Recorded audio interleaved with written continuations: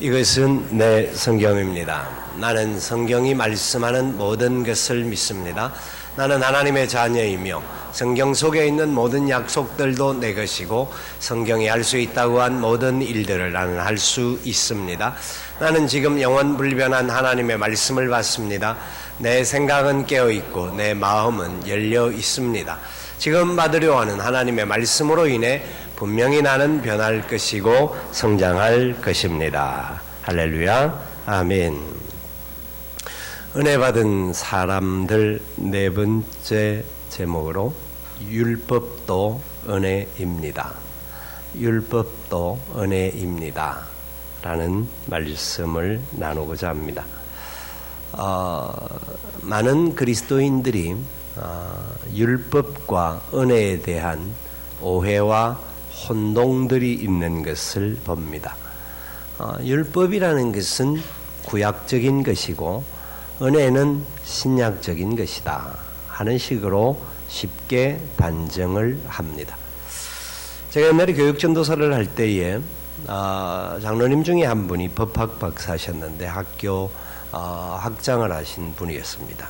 그분은 성경을 너무나 잘 알아서 그런지는 몰라도 은혜의 시대를 살고 있는 우리들에게 구약 성경은 필요 없다, 그렇게까지 이야기를 하여서 제가 신대원 다닐 때인데 장로님하고 논쟁을 하고 크게 한번 싸운 적이 있습니다.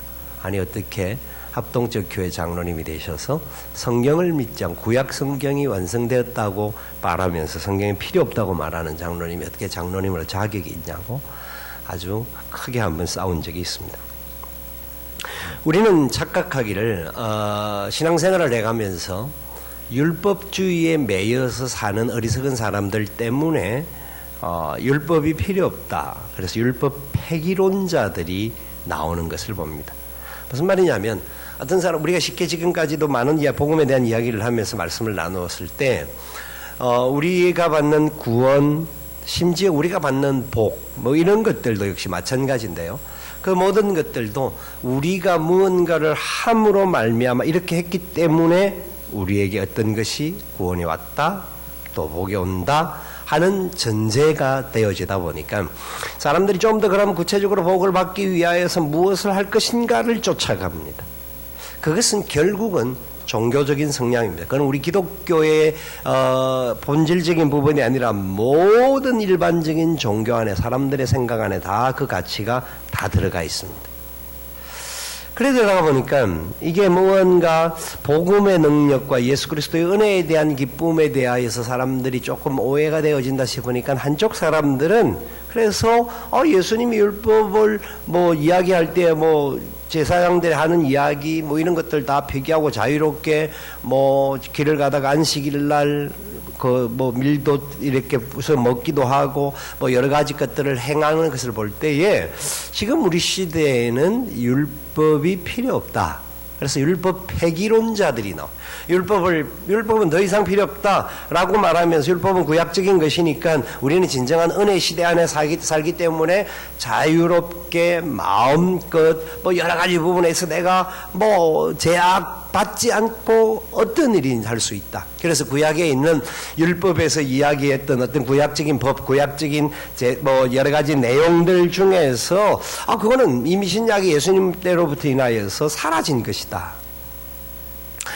구약에 대한 문제가 사라진 것에 대한 이야기는 제사법에 대한 이야기나 이런 것들에 대해서 예수님도 동일하게 이야기를 합니다. 예수 그리스도 안에서 완성되는 부분을 이야기를 하는데 일반적인 삶의 자리에서 행동하는 부분들에 대해서는 신약에서 사라진 법이라고 이야기하는 것이 없습니다. 단적인 예로 11조에 관한 문제도 마찬가지입니다.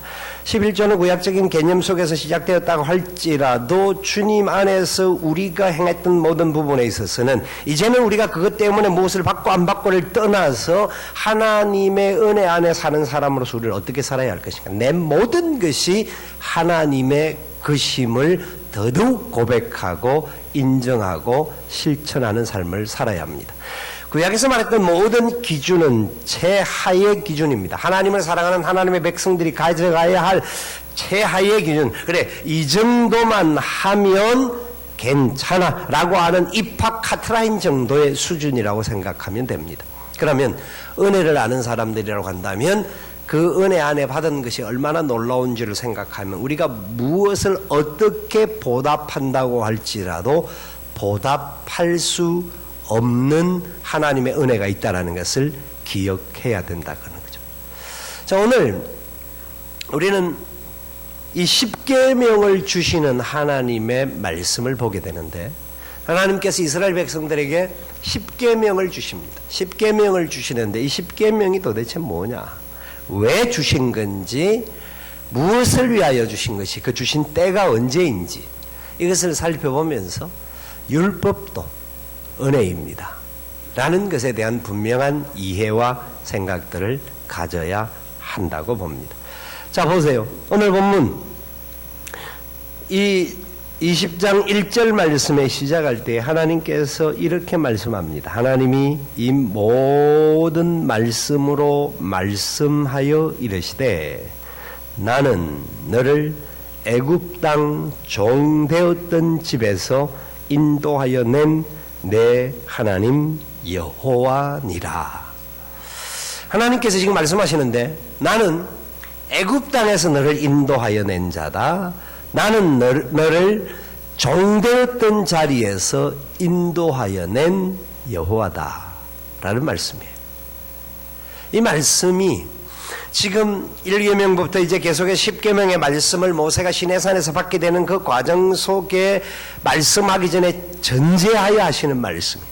그러니까 이 모든 말씀의 배경은 하나님의 선언하는 20장 1절 2절 아래 그 정신과 가치가 다 포함되어져 있는 말씀. 무슨 말인가 알겠습니까? 우리가 아이들에게 무슨 약속을 할 때에, 그리고 어떤 사람들에게 뭔가 약속을 할 때에 기본적으로 전제하는 마음들이 있습니다. 어떤 부분에 대한 분명한 생각들을 정리하여서 이야기를 합니다. 그것과 마찬가지로 하나님께서 하나님의 백성들을 향하여서 법을 주시는데, 주시는 내용을 살펴보기 이전에 주시는 동기, 주시는 이유가 무언가 하는 것이 20장 1절 2절에 나오고 있는 거예요. 자, 하나님의 모든 말씀으로 말씀을 하시는데, 나는 너를 애굽 땅 종되었던 집에서 인도하여 낸 내 하나님 여호와니라. 지금 모세에게 하는 말씀이기도 합니다. 직접적으로 이 말씀을 받은 사람이 모세이기 때문에. 그런데 하나님께서 이 말씀이 모세 한 사람에게만 주시는 말씀이었을까요? 그리고 이스라엘 애굽에서 인도하여 낸 사람이 모세 한 사람이 아니라 남자만 60만이 넘는 사람을 하나님께서 이끌어내셨습니다. 그렇다고 한다면 하나님께서 모세를 향하여 선포하실 때 나는 너희를 애굽 땅 종되었던 집에서 인도하여 낸 너희들의 하나님이다, 이렇게 말씀을 하는 게 전체적인 맥에 있어서는 훨씬 이해하기가 쉬울 수 있습니다. 그런데 모세에게 이 말씀을 주시기 때문에도 시작되어졌지만, 하나님께서 사실은 모세 한 사람에게만 은혜를 주시는 것이 아니라 이스라엘 모든 사람들에게 동일하게 이 말씀을 주시는데, 이 말씀을 주시면서 복수로 전체적으로 너희들에게 주는 것이다 라고 말하고 있지 않고, 하나님의 말씀을 받을 때 그 말씀이 우리 모든 사람들 각각에게 주시는 말씀이라는 겁니다. 나와 상관없는 말씀이 아니라 여러 사람들 중에 우리가 같이 들었는데 어떤 사람들은 그건 나와 상관없는 말씀이야 라고 생각할 수 있는 그런 것들이지만, 하나님께서 단수를 사용하셨다는 것은 3절에도 보세요. 너는 나 외에는 다른 신들을 내게 두지 말라. 모세를 향하여 하신 말씀이기도 하지만 이스라엘 백성들에게 할 것 같으면 너희들은 나 외에 다른 신을 두지 말라, 그렇게 말씀을 하셔야 합니다. 너희들에게 두지 말라.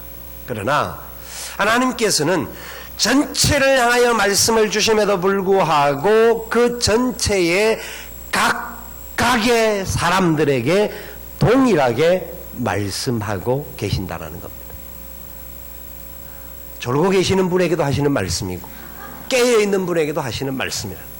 하나님 우리 모든 각각에게 주시는 말씀이다 라는 것을 분명히 믿으시기를 바랍니다. 그렇기 때문에 은혜를 받은 사람은 이스라엘 백성들 모두였습니다. 그들은 구원받았고 그들은 건져냄을 받았던 모든 사람들이었는데, 그런데 법을 주실 때에는 하나님께서 각각 기억해야 한다, 구체적으로 말씀을 던져주고 계신 거예요. 자, 우리가 이 말씀에 대해서 살펴보기 전에 배경을 좀 더 살펴보면, 이 말씀을 시내산에서 받은 사람이 누구냐 하면 모세입니다. 모세가 하나님의 말씀을 직접 받습니다. 그런 모세는 하나님 말씀을 받기 전에 이스라엘 백성들을 애굽에서 건져내는 일에, 그들이 애굽에 종살이하는 그 자리에서 건져내는 일에 쓰임을 받았던 놀라운 지도자입니다. 그런데 모세가 처음부터 지도력에 탁월한 사람이었을까요? 모세가 개인적인 힘이 있었을 때 나이 40살에 나름대로 큰 소리 치면서 자기가 공주의 아들로 살아갔던 시간 속에서 자기 마음속에 자기의 백성들을 건져내야 되겠다는 열정이 있었습니다. 그 열정을 가지고 모세가 시장에 나가고 시내판에 나가서 사람들과 싸우는 중에 행했던 행동들은 무언가 자기의 힘으로 자기 백성들을 건지고 싶은 마음이 있었습니다. 그런데 모세는 그 상황 속에 자기는 아무것도 할 수 없어서 결국은 쫓김을 당하게 되었고 광야로 갔습니다. 광야 가서 40년의 세월을 모세가 살았습니다. 40년의 세월을 모세가 광야에서 사는 동안 그는 여러 가지 유리방황하는 삶을 살고 어려운 가운데서 많은 어려움들과 여러 가지 위기들을 경험했을 겁니다. 맹수의 위험이나 추위와 더위의 위험들을 여러 가지를 경험하면서 왜 내가 이런 어려움을 당해야 되느냐라는 여러 가지 안타까움을 가져서 마음이 극도로 상심해져 있던 상황이었습니다. 아무것도 감당할 수 없다고 생각하는 그때 하나님께서 모세를 80세에 부르셨습니다. 모세야, 모세야, 내 있는 곳에 신발을 벗고 라고 하나님의 부름을 받으면서 모세는 하나님의 명령을 받게 됩니다. 하나님의 명령을 받을 때 모세가 뭐라 합니까? 아닙니다. 나는 못합니다. 나는 안 됩니다. 내가 어떻게 그 일을 합니까? 내가 누구간데 그 일을 합니까? 내 입에는 말을 할 줄 모릅니다. 나는 어린아이와 같습니다. 그는 철저하게 하나님의 말씀 앞에 순종하기보다는 거부하는 행동을 합니다. 그러나 하나님은 그를 세웁니다. 아론을 붙여줍니다. 그 일을 감당할 수 있도록 능력을 주시면서 보냅니다.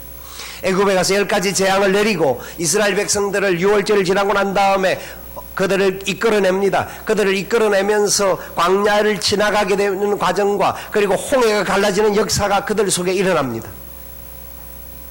모세가 철저하게 깨닫습니다. 그리고 광야의 40년의 세월을 모세가 삽니다. 40년의 세월을 살아가는 과정을 모세가 겪는데 그 모든 시간들을 경험하면서 모세의 가슴 속에, 머릿속에, 모든 삶 속에 다가오는 것은 한 가지였습니다.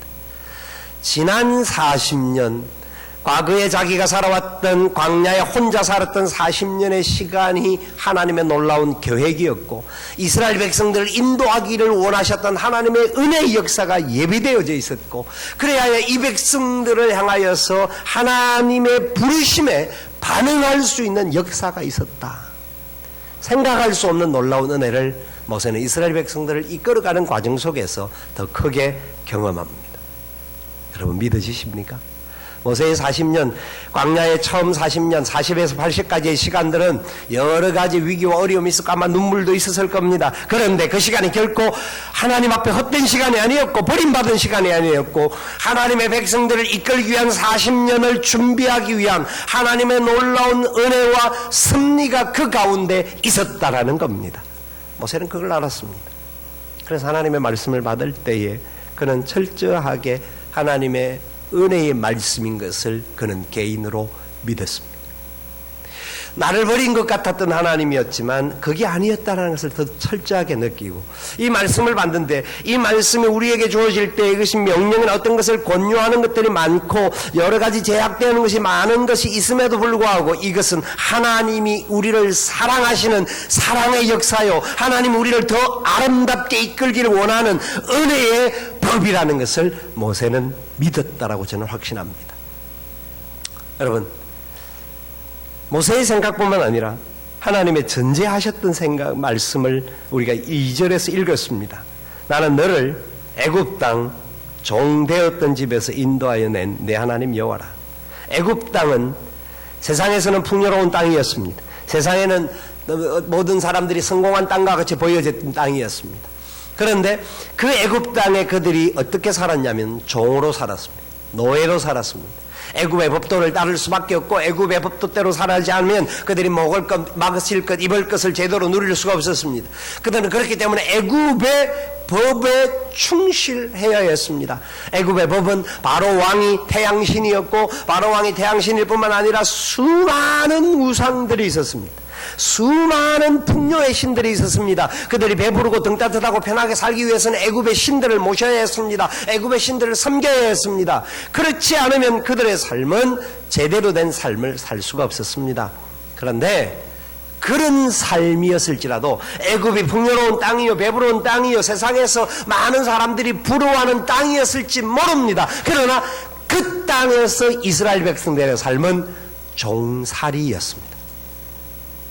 그 땅에서의 그들의 삶은 노예로서의 삶이었다는 겁니다. 풍요가 있었을지도 모릅니다. 먹고 사는데 지장이 없었을지도 모릅니다. 다른 사람보다 많은 것을 배우고 가지고 있었던 시간이 있었을지도 모릅니다. 그러나 그 땅에서 그들은 노예 삶을 살았다는 겁니다. 하나님이 그들을 불러내십니다. 너희들이 애굽에서 불러내었다. 내가 너를 애굽에서 부를 뿐만 아니라 종의 자리에서 불러내었다. 다른 말로 하면 애굽에서 광야의 시간으로 갑니다. 애굽에서 가나안으로 가기 위한 과정이었습니다만은 그 광야의 과정을 겪기도 하고 가나안을 향한 가나안의 백성으로 너희들이 이끌 것이다. 그래 너희들은 더 이상 종이 아니라 너희들은 이제부터는 자유자요. 너희들은 이제는 나와 같은 동일한 권속이요. 내가 너희들을 사랑하는 너희들은 나의 자녀들이다. 너희들은 이 땅에 하나님의 영광을 드러낼 자로 내가 너희를 세울 것이다. 이것을 전제하여서 하나님이 이 말씀을 그들에게 주고 계신다는 겁니다. 19장 말씀을 보시면 이렇게 이야기를 합니다. 19장 4절부터 6절까지 말씀을 같이 한번 읽어보도록 합니다.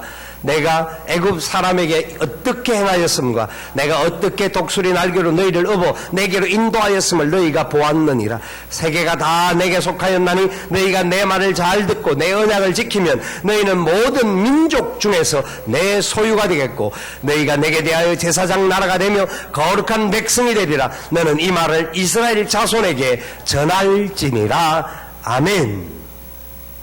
하나님께서 이스라엘 백성들을 건져내실 때에 그냥 건져내심이 아니었습니다.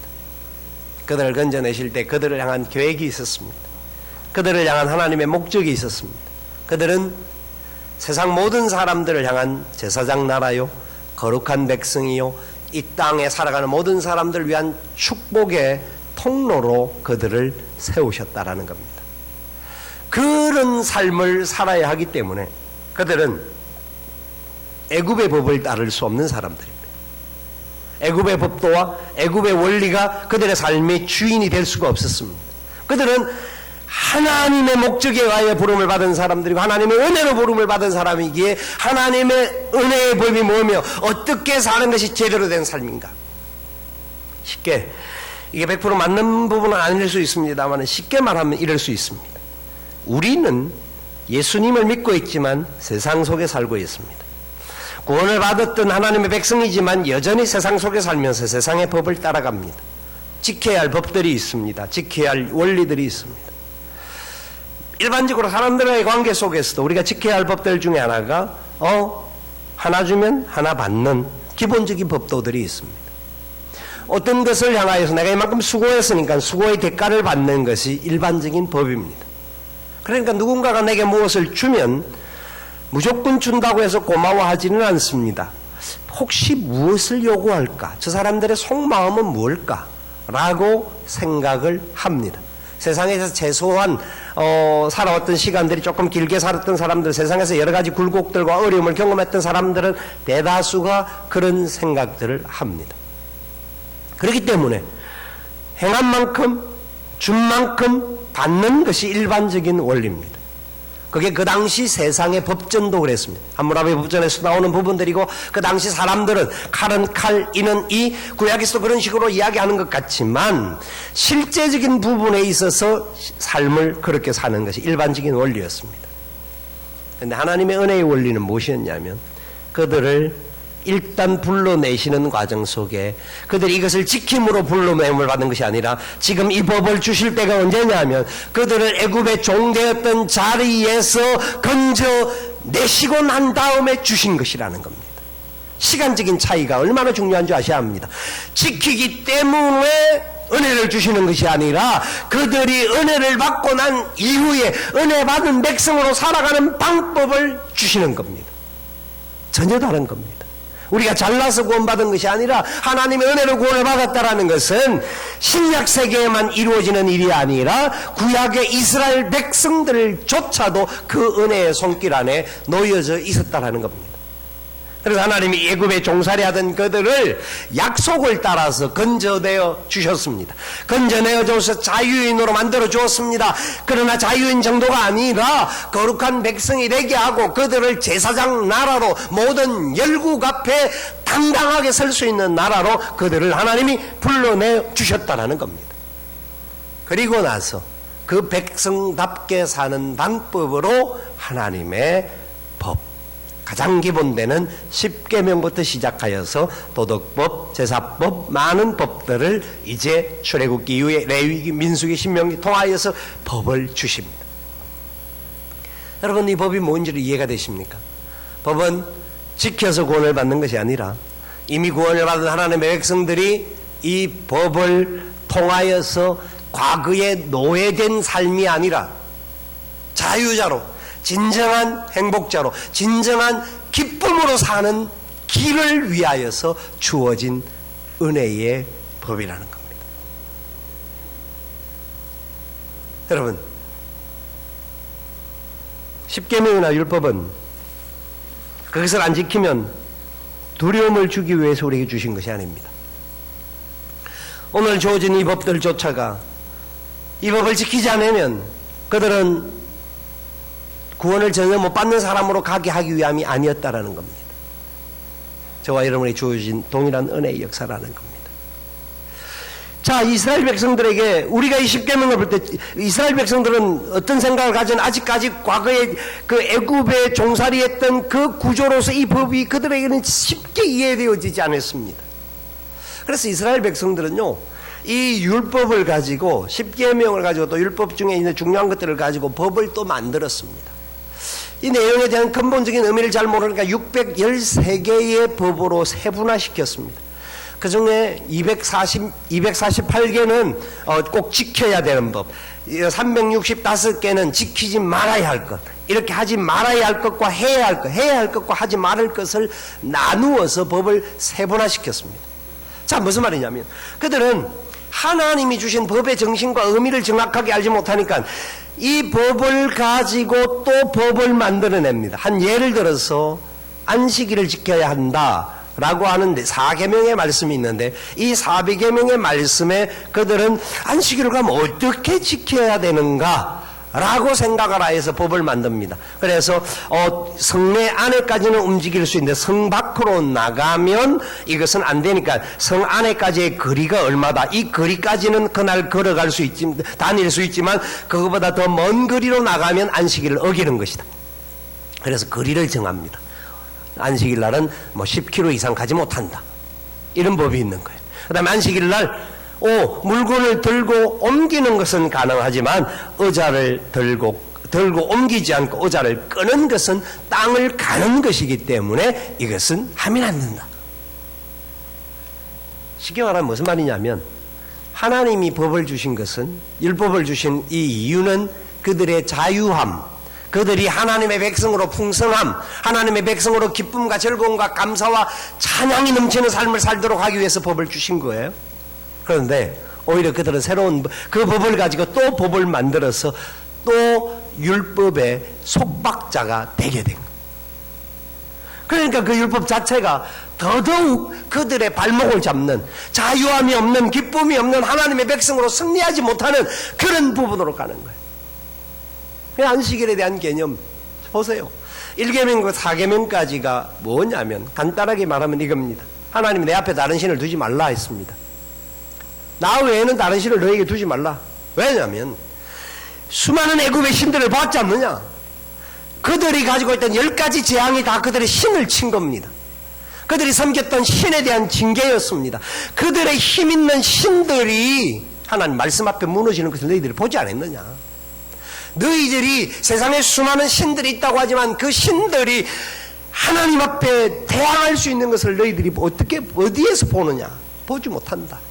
세상에 그 어떤 신들은 인간의 존재에 의해서 만들어진 신이라고 하면 나는 스스로 있는 자다. 나는 만군의 여호와 너희 하나님이다. 그렇기 때문에 나 외에는 다른 어떤 신도 너희들이 섬길 수가 없다. 섬겨서도 안 된다. 그 부분을 강조합니다. 하나님은 그들을 향해 이렇게 하는 것이 그냥 그들이 너무 하나님 우리를 제한되게 만들고 속박되게 만드는 거 아닙니까? 우리를 폐쇄적인 사람으로 만들지 않습니까? 아니라는 거예요. 하나님은 천지만물의 주인이라는 거예요. 그래서 이것이 뭐냐면 내가 너희들과 관계를 회복해 주겠다라는 겁니다. 내가 너희들과 함께 해주겠다라는 겁니다. 에덴 동산에서 함께 하셨던 하나님, 노아의 홍수 가운데도 함께 하셨던 그 하나님, 아브라함의 그 모든 삶의 가운데서 인도해 주셨던 그 하나님이 우리의 하나님이 되셔서 우리와 함께 주시겠다라는 약속입니다. 그 약속에는 아브라함과의 약속을 맺을 때 창세기 15장의 말씀을 보면 짐승을 잡아서 두 쪽을 나눕니다. 저녁 해질 무렵에 하나님께서 그 아브라함을 세워놓고 그 사이로 지나가십니다. 구약의 그 당시 시대의 사람들은 약속을 합니다. 계약을 맺을 때 양쪽을 짐승을 잡아서 벌려놓고 두 사람이 그 사이를 같이 지나가야 합니다. 왜냐하면 약속을 어기면 이 짐승의 쪼개짐과 같이 한 사람은 처벌을 받아야 한다라는 약속입니다. 그런데 하나님께서 아브라함과 맺은 약속에는 그런 약속을 맺어주지 않고 하나님 홀로 그 길을 걸어가셨습니다. 여러분, 이 약속이 은혜임을 믿으셔야 합니다. 아브라함을 끝까지 보호해 주시겠다는 하나님의 사랑의 약속이 계명을 주셨다는 이 계명, 율법이 바로 우리에게 주시는 약속이라는 겁니다. 하나님이 우리에게 주신 약속이, 그 은혜의 약속이 회복되어지는 약속이라는 거예요. 아담에게 주셨던 은혜, 노아에게 주셨던, 아브라함에게 주셨던 그 은혜를 하나님이 종살이했던 그들의 삶에서 벗어나게 한 그들에게 주시는 은혜의 약속이라는 거예요. 그렇기 때문에 이 은혜의 약속은 그들의 삶에 가장 큰 것이 회복됩니다. 그래서 첫 번째 부분이 하나님에 관한 부분으로 사계명까지 합니다. 하나님만 섬겨야 한다. 다른 우상을 섬기서는 안 된다. 그래서 모든 존재에 대한 이야기를 하고 난 다음에 사계명의 안식일을 지키라는 것도 말씀을 주셨는데, 안식일이라는 것은 우리에게 그럼 주일을 이렇게 지켜야 한다라고 막 제한하고 속박하기 위함이 아니라 너희들이 이 땅에 살면서 땀을 흘리는 수고를 해야 된다. 땀 흘리는 수고를 하고 땀 흘리는 노력을 하지 않고는 세상에 살 수 없다라는 것을 하나님께서 아담의 범죄 이후에 주셨어요. 그렇기 때문에 하나님의 백성들에게 육체적인 안식을 가져야 하고, 육체적인 안식을 가질 뿐만 아니라 하나님과의 관계, 지난 시간 6일 동안의 삶 속에서 벌려졌던 세상의 모든 사건과 사고 속에서 새로운 회복을 하고 새롭게 하나님 앞에 은혜를 받아야 삶의 자리로 나아갈 수 있기 때문에 하나님께서 안식일을 하나님의 백성들을 위하여 만들어 주셨다라는 겁니다. 이 은혜를 기억하라는 겁니다.